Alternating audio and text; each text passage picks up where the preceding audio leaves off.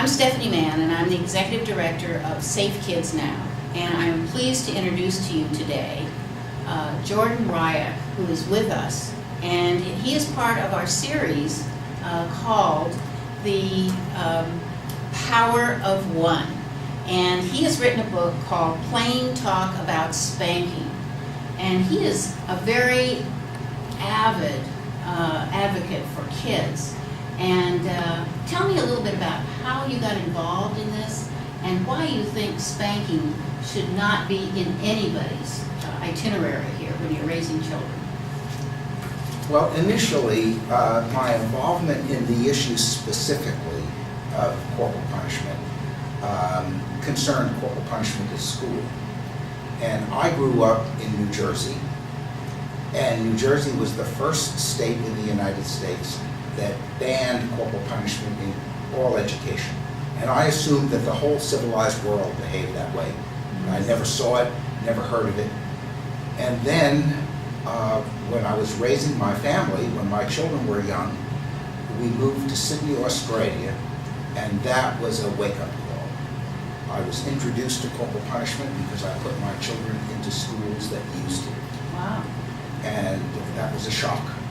And I began the work immediately then to oppose it, to campaign against it, and that was the beginning. Well, now, I know you probably run up against a lot of people that say, spanking's not so bad.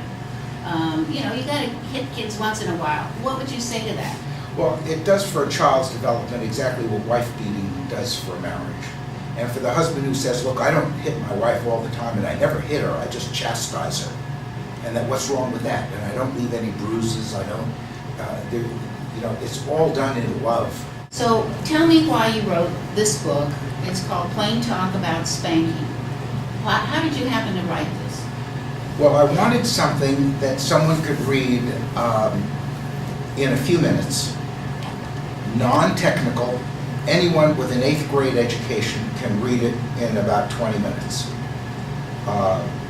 I wanted everything in the booklet to be immune from any challenge. When you read it, it all makes total sense.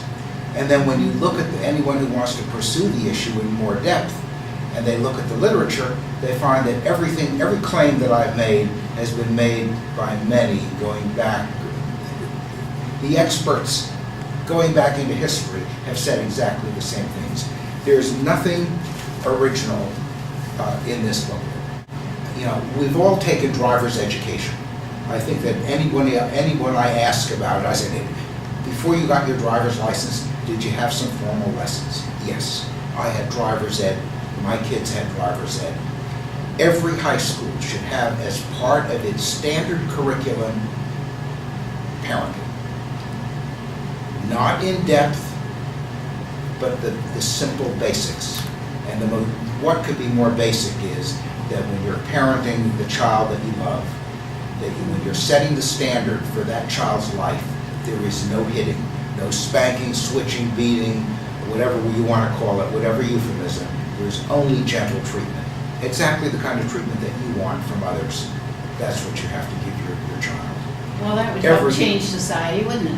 Every high school has to have a parenting course. Mm-hmm. And so many of these kids are parents before they're out of high school.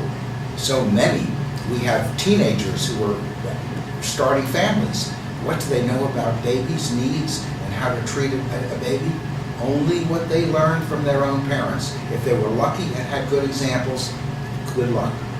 A lot of them have the worst examples, and they perpetuate that with the next generation.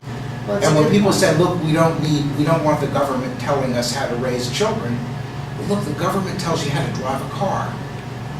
And I don't want the government to sit next to me and tell me what I'm doing wrong with my family.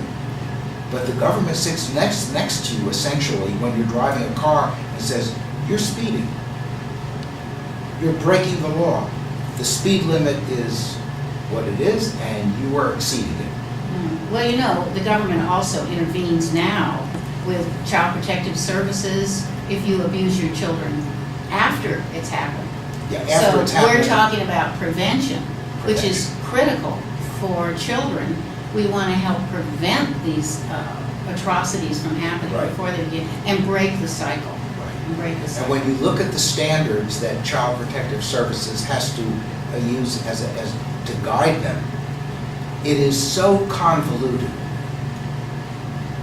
because no one has been able to, or not yet, not in the United States, has been able to say assault and battery is wrong whether you do it to your spouse, your neighbor, or your child.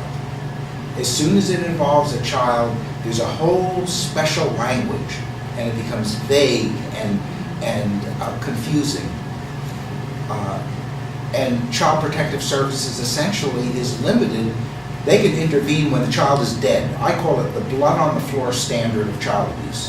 When the child's body is starting to get cool, you know the law has been broken. That's much too late. Much too late, much too late. Well, now you have this wonderful little book called The Plain Talk About Spanking. How does somebody get a hold of it? Well, they can come to the website nospank.net, and they'll see it right on the main page of the website. There are links where they can read the booklet online.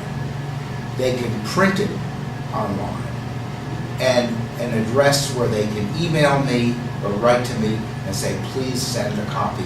They're free. I would be delighted. I send them out every day. People request them and they get them.